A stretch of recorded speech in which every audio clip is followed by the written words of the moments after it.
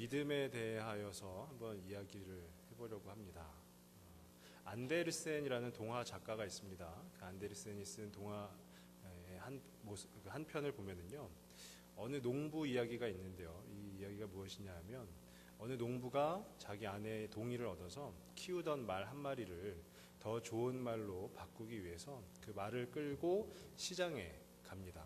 근데 시장에 가는 길에 살찐 암소를 보고서는 그 암소가 너무 탐이 나는 겁니다. 그래서 이 농부가 그 암소 주인에게 내 말을 줄 테니 그 암소를 저에게 주시지 않겠습니까? 라고 했더니 암소 주인은 굉장히 고마웠겠죠. 말이 더 값이 나가는 거니까요.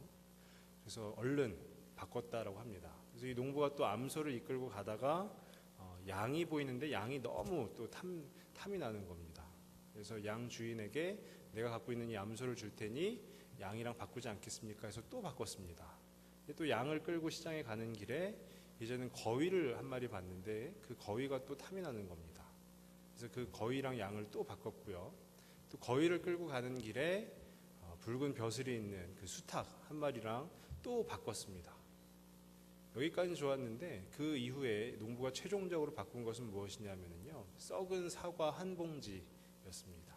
그러니까 말을 더 좋은 말로 바꾸기 위해서 시장에 가는 길에 바꾸다 보니까 결국에 농부의 손에 들려져 있는 것은 썩은 사과 한 봉지밖에 없었습니다. 이 농부는 여간에 이제 묵게 되었는데요, 그 귀족들을 만나게 되었습니다. 자초지종을 다 설명을 했습니다. 자기가 오늘 말을 데리고 나왔는데 지금 자기 손에 들려 있는 건 썩은 사과 한 봉지이다. 그랬더니 그 귀족들은 입을 모아서 얘기하기를요, 당신 내일 집에 들어가면 아내에게, 그 부인에게 혼날 것이오 라고 이야기를 했습니다. 근데 이 농부는 우리 아내는, 나의 부인은 나를 혼낼 것이 아니라 참 잘하였다 라고 이야기할 것입니다 라고 했습니다. 그랬더니 귀족들이 좋소, 그러면 내가 내기를 하겠소. 당신이 부인에게 혼나지 않는다면, 부인이 잘했다라고 한다면 나에게 있는 이 금화를 다 당신에게 주겠소 라고 했는데요, 다음날 어떻게 되었을까요? 동화입니다. 동화인 것을 기억하시고 들으시면요, 그 농부의 아내에게 썩은 사과 한 봉지를 갖다 주었더니요, 그 아내가 하는 말이 마침 식초를 만들려고 해서 썩은 사과가 필요했는데 참 잘했습니다, 잘 됐습니다 라고 이야기를 했다고 합니다. 어떤 면에서 보면은요, 배우자, 그러니까 그 하나님께서 맺어주신 그 배우자 간의 가장 큰 축복은 그 배우자가 갖고 있는 어떤 능력보다 서로 신뢰하고 존중하는 것이 더 중요하다라는 것을 설명하고 있는 동화입니다. 제가 이 동화를 어떻게 이 현대식으로 한번 각색을 해보았는데요, 돈을 못 벌어오는 남편이 있습니다. 돈을 못 벌어오는 남편이 집에 들어가서 아내에게 혼이 날까요? 아니면 돈을 못 벌어도 괜찮으니 괜찮습니다 라는 소리를 들을까요? 만약에 앞서 들은 동화의 이야기처럼 풀어간다면요, 그 돈을 못 버는 남편이 집에 들어갔을 때 아내는 이런 식으로 얘기를 할 겁니다. 당신이 우리 가정을 생각하는 그 마음만으로도 우리 가정은 든든해요 라고 이야기할 것이고요, 이걸 어떤 현실적인 면에서 푼다면은 의구 인간아, 돈도 못 벌면서 밥은 왜 먹니? 라고 이야기를 할 것입니다. 정말로 동화에서 우리가 배울 수 있는 교훈이 있는 것 같습니다. 이처럼 부부관계에서요, 무엇보다 그 서로를 신뢰하고 존중하는 그 믿음이 중요한 줄로 압니다. 이것은 비단 부부관계에서만 해당되는 것은 아니고요, 우리와 하나님과의 관계에서, 또 우리들 사이의 그 관계에서 모두가 다 해당되는 이야기입니다. 오늘 본문도 믿음에 대한 이야기인데요, 낙성식이 지금 거행되고 있습니다. 낙성식이라는 것은 아시다시피 건축물이 완공되었을 때 그 완공을 축하하는 의식입니다. 오늘 본문에 보시면 느부갓네살이 어마어마한 사이즈의, 어마어마한 크기의 금신상을 만들고 그 금신상을 만든 것을 축하하기 위해서 낙성식을 거행을 합니다. 금신상이 얼마나 크냐면요, 오늘 말씀해 보시면 3장 1절에 나오는데요, 60규빗, 높이는 60규빗이요 너비는 6규빗이라 라고 나오는데요, 이것을 지금 그 도량형으로 환산을 하면은요, 높이는 30m 정도 되고요. 너비는 3m 정도 되는 어마어마하게 큰 그 금신상을 만든 것입니다. 이것은 다름 아니라 바벨론이라는 한 제국의 그 위상을 드러내기 위해서 느부갓네살 왕이 만든 것입니다. 그리고서 금신상을 만들고 나서 이 왕이 하는 얘기가 모두 이 금신상에 절하라라는 거예요. 절을 하지 않으면 어떻게 하냐? 풀무불에 던져 넣으리라라는 것입니다. 근데 오늘 이제 저희가 함께 읽은 8절이 시작하는 부분에 보면은요, 갈대아 사람들이 유다 사람들을 참소합니다. 유다 사람들은 다름 아니라 다니엘의 세 친구인 사드락과 메삭과 아벳느고이고요. 참소라는 것은 비방을 한다라는 것입니다. 그 비방을 듣고 나서 느부갓네살 왕이 진노를 하게 됩니다. 엄청 화를 내면서 너희가 내가 만든 이 바벨론의 위상을 높이는 금신상에 절을 하지 않겠다고 한 것이 사실이냐라고 하고요. 대신에 또 기회를 줍니다. 지금이라도 절을 한다면 내가 너희를 풀무불에 던지지 않고 살려줄 것이다 라고 합니다. 근데 이 다니엘의 세 친구, 즉 믿음의 사람들은요, 결국 절을 하지 않고 풀무불에 던져집니다. 하지만 우리가 잘 알다시피 하나님의 도우심으로 그 풀무불 가운데서 살아나는 놀라운 이야기가 바로 오늘 본문에 있는 다니엘서 3장에 있는 이야기입니다. 여기까지만 보면은요, 믿음의 사람들을, 하나님을 잘 믿은 그 믿음의 사람들을 하나님께서 살리신 하나님의 그 구원 스토리가 이렇게 생각을 할 수도 있겠지만, 저는 한번 묵상을 해보았습니다. 도대체 어떤 믿음이 이 믿음의 사람들을 살렸는가에 대해서 생각을 해봤는데요. 첫 번째로 살펴볼 믿음은요, 바로 침묵하는 믿음입니다. 사드락과 메삭과 아벳느고는 누구입니까? 바벨론에 의해서 멸망을 당한 남유다의 백성들입니다. 한마디로 얘기하면 속국의, 바벨론의 입장에서 보면 속국 백성들입니다. 근데 속국 백성들인 포로들이 어떻게 해서 바벨론 지방을 맡은 관원이 되었는가 보면은요, 그 앞부분을 보면은 2장 49절에 나오는데요. 왕이 또 다니엘의 요구대로 사드락과 메삭과 아벳느고를 세워 바벨론 지방의 일을 다스리게 하였고 다니엘은 왕궁에 있었더라. 왜 이런 일이 벌어졌는가 하면은요, 느부갓네살 왕이 꿈을 꾸었는데 그 꿈을 다니엘이 해석을 해줍니다. 이에 그 느부갓네살이 다니엘을 높여서 그 관리직을 맡기게 되었고요. 다니엘이 요구한 대로 다니엘의 세 친구 사드락과 메삭과 아벳느고를 바벨론 지방의 관원으로 임명을 시키게 된 것입니다. 근데 오늘 함께 읽은 8절에 보면은요, 갈대아 사람들은 바벨론의 토종 사람들입니다. 그러니까 원래부터 바벨론인들인데, 바벨론의 토종 관리들인데, 이 속국의 백성들이 이 나라에 와서, 이 제국에 와서 관리를 하고 있으니 그것을 볼 때마다 얼마나 이 유다의 사람들이 눈엣 가시였겠습니까? 그래서 참소하니라, 비방을 했다라는 것입니다. 사드락과 메삭과 아벳느고는요, 이 세 사람은 충분히 흔들릴 수 있는 상황입니다. 자기들을 계속해서 비방하는 것 아니겠습니까? 저 사람들이 왕에게 가서, 갈대아 사람들이 왕에게 가서 이 세 사람이 왕의 신상에 절하지 않겠다 하였습니다 라고 이렇게 고발하는 것 아니겠습니까? 그리고 그 세 사람만, 사드락과 메삭과 아벳느고만 비방을 한 것이 아니라 또 말씀 15절에 보면은요, 능히 너희를 내 손에서 건져낼 신이 누구이겠느냐라고 하면서 오만한 어조로 느부갓네살이 그 하나님마저 비방을 합니다. 우리들만 비방하는 것이 아니라 하나님까지 비방을 하고요. 절대적으로 지금 이 낙성식이라는 곳에서는 우리가 그 사드락과 메삭과 아벳느고가 절대적으로 불리한 그런 상황입니다. 근데 그 상황 가운데서 이 세 사람이 선택한 것은 무엇이냐면요, 바로 16절에 나오는데요. 16절 마지막 부분에 보시면요, 우리가 이 일에 대하여 왕에게 대답할 필요가 없나이다 라고 하면서 침묵을 선택한 것입니다. 한번 생각을 해보십시오. 누군가가 우리를 비방한다면 그것에 대해서 침묵하기라는 것은 굉장히 어렵습니다.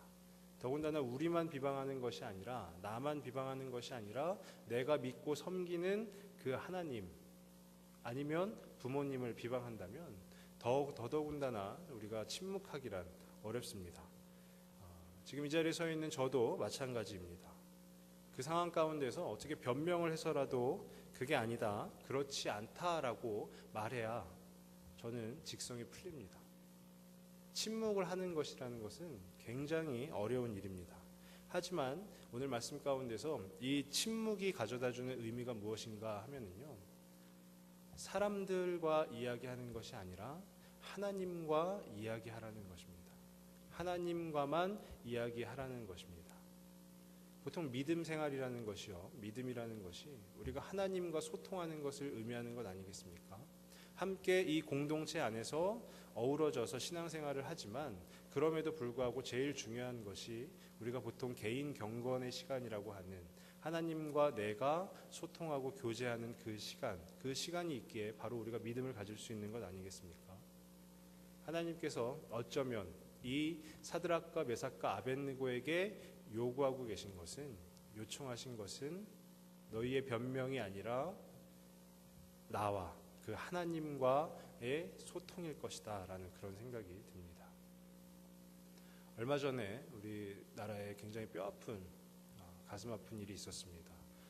바로 세월호 사건인데요. 그 세월호 사건이 있은 이후에 지금은 시간이 많이 지나서 좀 사그라들었지만 우리 젊은 그 청년들이 많이 쓰는 그 SNS라는 인터넷의 공간에서 그 세월호 사건에 대해서 너나 할 것 없이 무수히 많은 말들을 쏟아냈습니다. 그리고 무수히 많은 비방들이 쏟아져 나왔습니다. 뭐 하나 잘못되면 이 사람을 비방하고 이쪽이 뭐 잘못되면 또 이 사람을 비방하고. 근데 그 모습을 보면서 제가 들었던 생각은 침묵하는 것이 옳지 않을까라는 그런 생각이었습니다. 아무 말도 하지 않고 가만히 잠잠히 있는 것이 옳지 않을까라는 그런 생각이었습니다. 말들이 막 쏟아져 나오니까요, 어떤 면에서 보면 소용돌이 속으로 빨려 들어가는 것 같습니다. 근데 오늘 사드락과 메삭과 아벳느고는 그 왕에게, 가까운 친구에게 야, 뭘 알려고 그래, 알 필요 없어 라고 이야기한 것도 아니고요, 엄청나게 높은 자리에 있는 그 왕에게 우리가 왕에게 대답할 필요가 없나이다 라고 그 침묵을 선언하고 있는 것입니다. 그러니까 이 낙성식에서요, 대적들이 뒤덮고 있는 그 상황에서 100마디의 말을 한들 무슨 소용이 있겠습니까? 그 믿음을 지키기 위해서 이 사드락과 메삭과 아벳느고는 침묵을 선택하였고, 그 침묵 가운데 아마 말씀 가운데는 나오지 않았지만 하나님을 찾고 그 하나님께 말씀을 드리지 않았을까라는 그런 생각을 해보게 됩니다.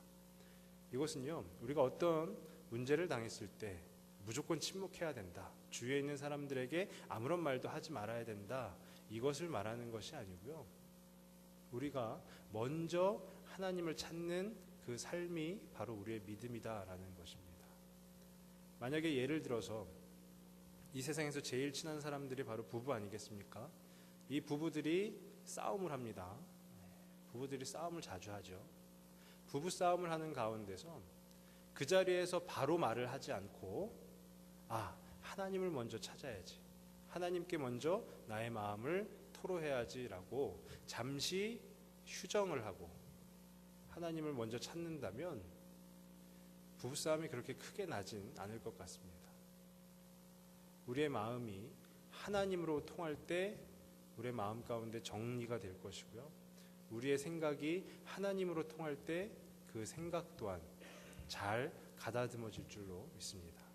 그래서 우리가 사람과 먼저 얘기하고 사람을 의지하고 하는 것이 아니라요, 어떤 상황들이 있을 때 하나님을 먼저 찾고 그 하나님과 대화하면서 하나님과 교제하면서 그 믿음을 지킬 수 있는 저와 우리 성도님들 되실 수 있기를 간절히 바랍니다.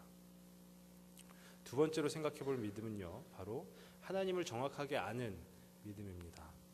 지금은 낙성식이 진행되고 있습니다. 3장 2절에서 3절을 보면은요, 무수히 많은 사람들이 그 낙성식에 참여가 되어 있습니다. 대충 보아도요, 총독과 수령과 행정관과 모사와 재무관과 재판관과 법률사와 각 지방 모든 관원이, 그러니까 그러니까 한마디로 얘기해서 바벨론이라는 제국의 높은 자리에 있는 모든 사람들이 다 나와서 그 낙성식에 참여한 것입니다. 굉장히 성대한 그 자리가 바로 오늘 말씀에 나오는 낙성식입니다. 느부갓네살의 권위도 하늘 높은 줄 모르고 계속해서 올라가고 있습니다. 하지만 이 사드락과 메삭과 아벳느고는요, 그 눈에 보이는 느부갓네살의 권위에 굴복하고 한 것이 아니라요, 그 눈에 보이는 권위를 바라본 것이 아니라 바로 우리 눈에 보이지 않는 그 하나님의 권위를 바라보았습니다. 오늘 말씀 17절에 보시면은요, 왕이여 우리가 섬기는 하나님이 계시다면 우리를 맹렬히 타는 풀무불 가운데에서 능히 건져내시겠고 왕의 손에서도 건져내시리이다. 만약에 이 세 사람에게 하나님이 보였다면 말씀 가운데 하나님이, 우리가 섬기는 하나님이 계시다면이라고 만약에 라고 설명하지는 않았을 것입니다. 바로 이 자리에 함께 하시는 우리 하나님이 계시기에 내가 풀무불에 들어가 던져진다 할지라도 나를 능히 건져내실 것이다 라고 얘기를 하겠죠. 근데 지금 하나님은 이들 눈에 보이지 않습니다. 눈에 보이지 않고 그 하나님이 계시다면 왕이 우리들을 풀무불 가운데 던지신다 하더라도 그 하나님께서 우리를 건져내 주실 것입니다 라고 고백을 하고 있는 것입니다. 그 다음 절인 18절을 봐서도 알겠지만 이들이 정말로 하나님께서 건져 주실 것이다 라는 그 특별한 이적 중의 이적을 간절히 기다리는 것처럼 보이지는 않습니다. 그것이 사드락과 메삭과 아벳느고가 믿음이 부족해서 그럴까요? 그렇진 않습니다. 이들이 믿음이 워낙에 좋았기 때문에 그 이적을 구하는 것이 아니라 그 하나님, 눈에 보이지 않는 하나님을 바라보는 것입니다. 그것은 이미 능력이라는 것이 하나님께 있음을 이미 알고 있었기 때문입니다. 능력이라는 것이 풀무불 가운데 떨어진 그들을 건져낼 능력도 하나님께 있고요. 이 모든 지금 이뤄지고 있는 모든 일들을 운행하시고 다스리시는 그 능력도 하나님께 있음을 알고 있었기 때문에 이들은 그 하나님의 능력 앞에 온전히 믿음으로, 신뢰함으로, 겸손한 순종으로 밖에 나아갈 수가 없었던 것입니다. 이 능력이라는 것은요, 하나님의 능력이지 나의 능력은 아닙니다. 내가 싸움에서 승리하였다고 해서 그것이 나의 능력으로 승리한 것이 아니라 하나님의 능력으로 승리한 것임을 우리는 잘 알고 있습니다. 그 말씀의 근거가 또 출애굽기에 나오는데요. 출애굽기 14장 13절 14절에 이런 말씀이 있습니다. 모세가 백성에게 이르되 너희는 두려워하지 말고 가만히 서서 여호와께서 오늘 너희를 위하여 행하시는 구원을 보라. 너희가 오늘 본 애굽 사람을 영원히 다시 보지 아니하리라. 여호와께서 너희를 위하여 싸우시리니 너희는 가만히 있을지니라. 사드락과 메삭과 아벳느고는 이 하나님을 정확하게 알고 있었습니다. 하나님을 아버지로 보았을 때 그 아버지에 대한 개념을 정확하게 알고 있었던 것입니다. 우리는 흔히 주위에서 누가 부모로부터 유산을 많이 물려받았다라는 소식을 들으면 배가 아프죠. 사촌이 땅을 샀다는 소식만 들어도 배가 아픈 것이 인간지사입니다. 그리고 젊은이가 스스로 열심히 노력하여서 성공했다, 세상적인 성공을 이루었다라고 한다면 우리는 자수성가를 했다고 하면서 그 젊은이를 대단하다고 치켜 세워줍니다. 하지만 부모의 그 도움을 등에 업고 세상적인 성공을 일군 사람들은 그런 사람들을 보면 우리는 눈을 찌푸리게 마련입니다. 이것은요, 5살짜리 꼬맹이하고는 좀 다른데요. 5살짜리 꼬맹이는 어떠냐면요, 아빠의 것들이 모두가 다 자기의 것이다 라고 생각을 합니다. 아빠가 가지고 있는 지갑, 특히 그 지갑 안에 들어있는 카드, 그것이 자기의 것이라고 생각을 합니다. 그리고 아빠가 가지고 있는 핸드폰도 자기의 것이다 라고 생각합니다. 그래서 그 모든 것을 자기 마음대로 쓸 수 있다라고 생각을 합니다. 이것이 다 나의 것이니, 우리 아빠의 것이, 우리 아버지의 것이 다 나의 것이니 내가 이것을 내 마음대로 쓸 수 있다라고 생각하는 것은 바로 5살짜리의 믿음입니다. 근데 더 자라서 성숙한 신앙을 갖고 있는 우리들은 그런 믿음이 아니라 하나님의 것을 나의 마음대로 쓰는 것이 아니라 그 하나님의 것을 하나님이 계획하신 대로 쓰여질 수 있도록 그 앞에 우리는 겸손히 순종하며 나아가는 것 말고는 없다라는 것입니다. 그래서 오늘 말씀 가운데 있는 사드락과 메삭과 아벳느고 이 믿음의 사람들 이 세 명은요, 그 하나님이 누구신지 충분히 알고 있었기 때문에 내가 풀무불 가운데 던져진다 할지라도 우리 하나님이 도우시사 내가 그 풀무불 가운데서 걸어 나올 것이다 라고 고백한 것이 아니라요, 하나님께서 건져내실 것이다 라고, 혹여나 하나님이 건져내시지 않는다면 그 자리 가운데에서 나는 죽을 것이다 라는 그 믿음을 가지고 나아갔던 것입니다. 이것이 바로 하나님에 대하여 정확하게 알고 있는 사드락과 메삭과 아벳느고의 믿음입니다. 그 믿음이 저와 우리 성도님들 가운데에도 있기를 바랍니다. 마지막으로 살펴볼 믿음은요, 그리 아니하실지라도 붙드는 믿음입니다. 오늘 말씀의 제목이 그리 아니하실지라도인데요, 그렇게 하지 아니하실지라도 그 하나님을 붙드는 믿음이 바로 올바른 믿음이다라는 것입니다. 그 세 사람이 하나님에 대해서 정확하게 알 수 있었던 근거가 되는 말씀이 바로 18절에 나옵니다. 오늘 말씀 18절에 보시면은요, 그렇게 하지 아니하실지라도 왕이여 우리가 왕의 신들을 섬기지도 아니하고 왕이 세우신 금신상에게 절하지도 아니할 줄을 아옵소서. 이것은 바로요, 전적으로 그 하나님의 뜻에 순종하겠다라는 것입니다. 그것이 바로 믿음입니다. 그리 아니하신다고 한다면, 하나님께서 그리 아니하신다라고 한다면, 나를 풀무불 가운데서 건져내 주시지 않는다라고 한다면 제가 이 자리 가운데 금신상에 절을 하겠습니다라고 한 것이 아니라요, 그리 아니하실지라도 저는 우상에게는 절을 하지 않겠습니다라는 그 믿음의 고백이 지금 이 세 사람을 통해서 나오고 있는 것입니다. 어떤 사람이 신앙의 간증이라면서 이렇게 말을 합니다.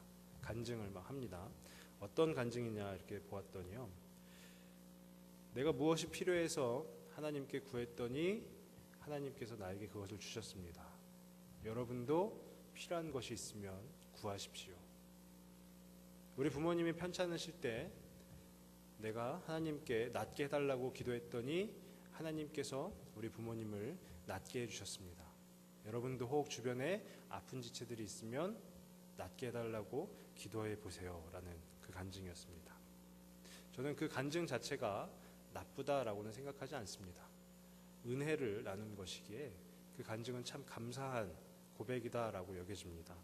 하지만 어떤 면에서 보면은요, 그 간증이 위험하다라고 볼 수 있을 것입니다.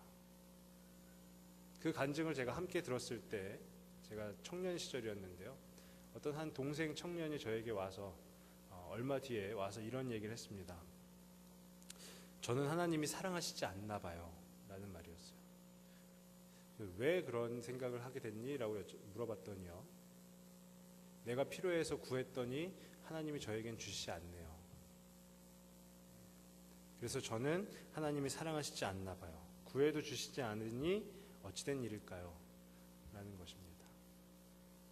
믿음이라는 것은요, 필요한 것을 얻지 못했다고 과연 하나님이 계신가? 라고 따지는 것이 믿음이 아니고요, 믿음은 내가 구하는 것을 하나님께서 주시겠지가 아니라 그리 아니하실지라도, 하나님께서 나에게 주시지 아니하실지라도 저는 하나님을 믿습니다 라고 고백하는 것이 바로 믿음인 줄로 믿습니다.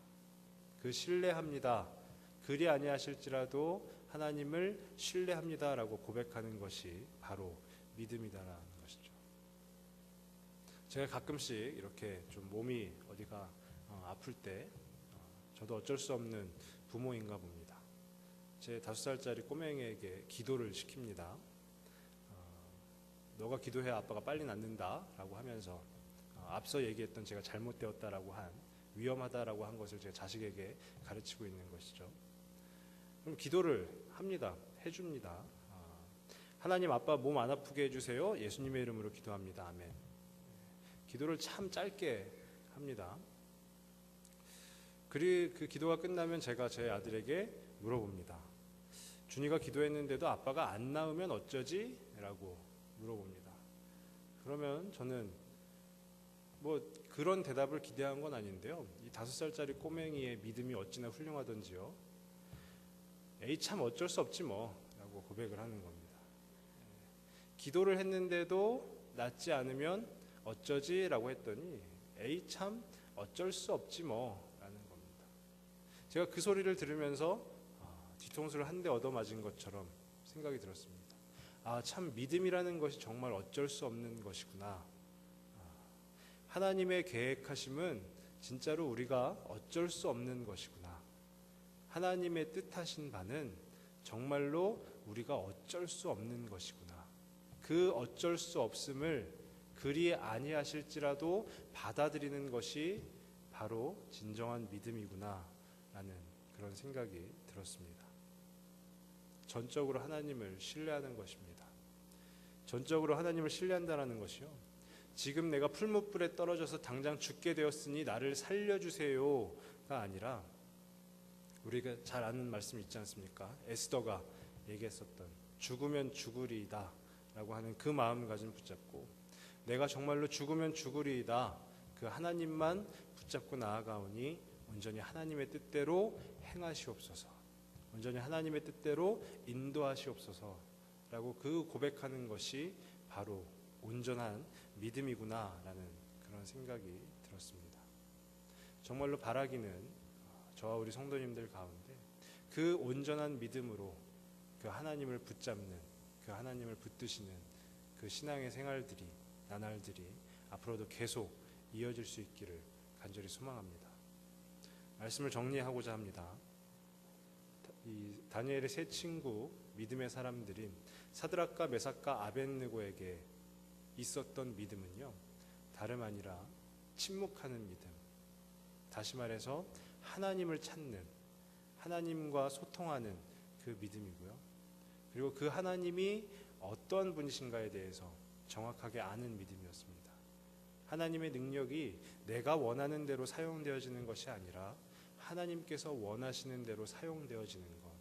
그리하여서 그리 아니하실지라도 그 하나님을 붙들고 그 하나님을 의지하며 살아가는 그것이 바로 올바른 믿음이다라는 것입니다.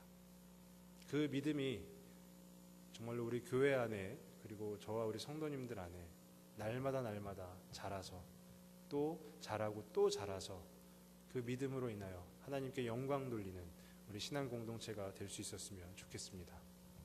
기도하겠습니다. 아버지 하나님, 참으로 감사합니다. 오늘 다니엘의 세 친구를 통하여서 그들의 믿음을 한번 묵상해 보았습니다. 또 살펴보았습니다. 정말로 우리의 삶 가운데 문제가 있을 때, 어려운 일이 있을 때 그 하나님을 먼저 찾는 그 믿음이 우리 가운데 있기를 소망합니다. 그리고 무엇보다 그 하나님에 대해서 정확하게 이해하고 아는 그 믿음 또한 있기를 소망합니다.